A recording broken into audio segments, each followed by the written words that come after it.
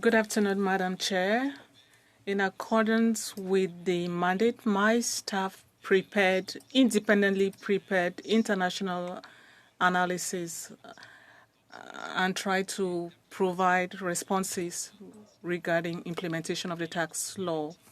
We published preliminary findings on international taxation, which found that financial flows between Canada and certain jurisdictions are disproportionately large compared to their economies.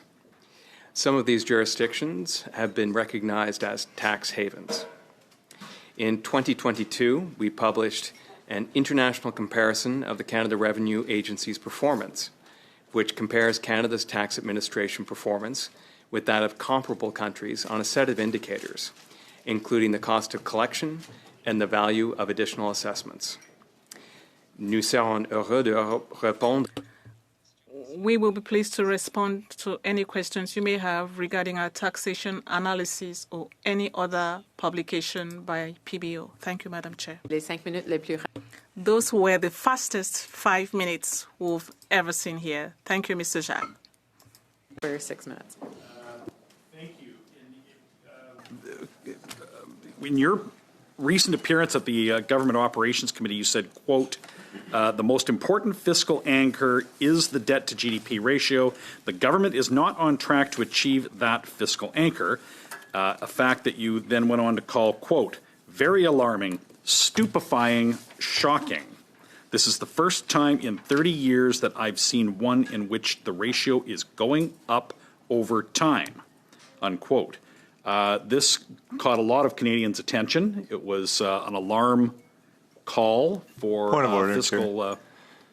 I have to ask about relevance. Point of order. The standing orders relevance to the study at hand on tax havens, which was a conservative study. I'm not sure that this is relevant to that study. Okay, on the point of order.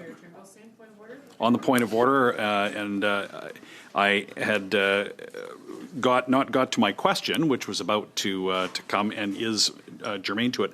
But the witness the witness had said that he would take questions on any of his publications, which suggested a pretty wide set of latitude for this meeting. So, if I may. And on that point of order. Okay, so, so I heard Mr. Turnbull and then Mr. Hallan on the same point of order.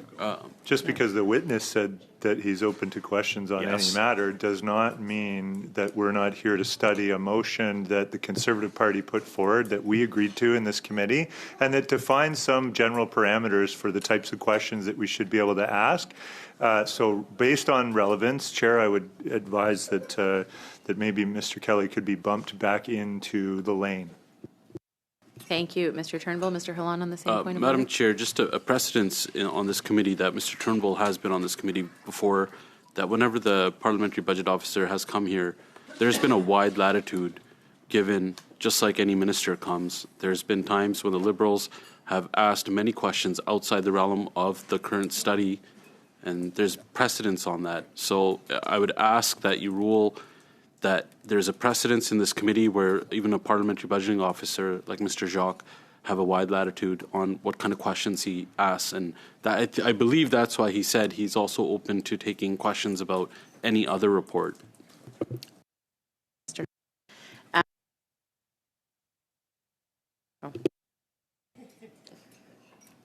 I'm unmuted? Yeah? Okay, thank you.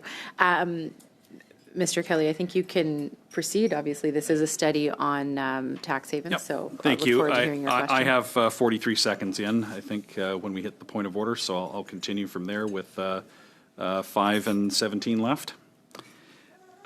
So you had testified at the committee about the shocking scenario we now face of first time in 30 years, one of an ever-increasing debt or a debt to GDP ratio going up over time. So we are studying tax havens.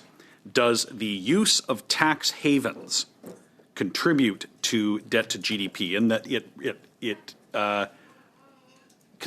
constitutes loss of tax revenue that is made up with borrowing? So this stupefying scenario that we face, may I ask then, how does this connect to tax havens and the failure of this government to collect revenue?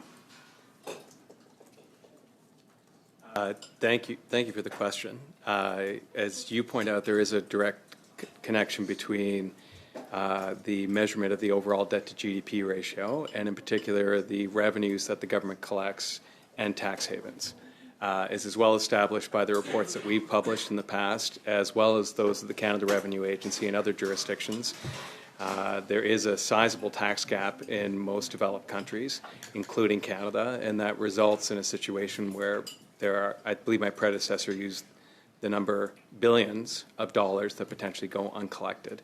And I believe the Canada Revenue Agency has also published several reports on the tax gap that also use the billions term as well. Okay, so your predecessor and his predecessor both tried to get information from the CRA to help you better measure the tax gap. Are you getting the cooperation that your office has historically sought to accurately measure the tax gap? So I think there are two parts to an answer to that question. The first is information flow with government departments is generally good, including that of the Canada Revenue Agency. That said, when it comes to actually measuring the tax gap, there are specific data sets that we or anyone would require to actually generate a reliable or reasonable estimate. And currently, the determination by the government and the Canada Revenue Agency is pursuant to Section 241 of the Income Tax Act. The Parliamentary Budget Officer is not eligible to gain access to that data. Okay, so that has been unchanged then over the years. You still lack the tools you lack information that your office would require to even test or to verify independently the CRA's estimates of the tax gap.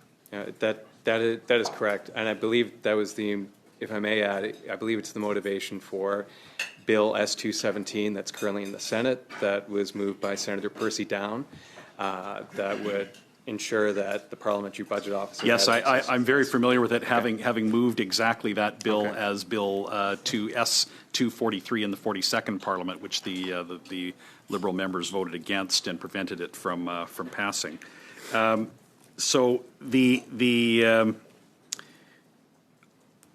increasing debt to GDP ratio, which is exacerbated by the use of tax havens by Canadians that are avoiding taxes, what does the increasing debt to GDP ratio mean for Canada's credit rating, its ability to borrow, and its effects on expenditure if these fiscal anchors are completely jettisoned, as you have said they appear to be in your OGO testimony?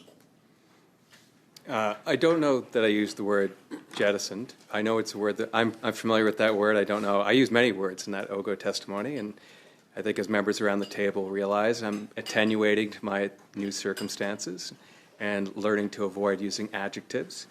With respect to debt to GDP, I would say I would go back to the government's own words around debt to GDP.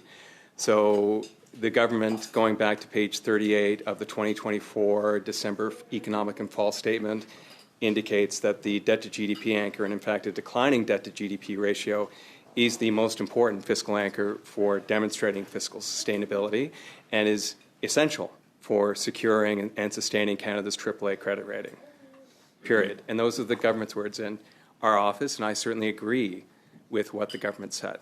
Okay, so according to your office and according to the government itself, our AAA credit rating is imperiled by the absence of fiscal anchors and the prospect of a declining debt to GDP ratio in the years to come. A very brief response, please. I don't believe I used the word imperiled. I don't know if I would agree precisely with that statement. The debt to GDP ratio is certainly an important fiscal anchor and something we look forward to. And again, given the mandate of our organization in promoting fiscal transparency, something we certainly look forward to on November 4th is much greater clarity.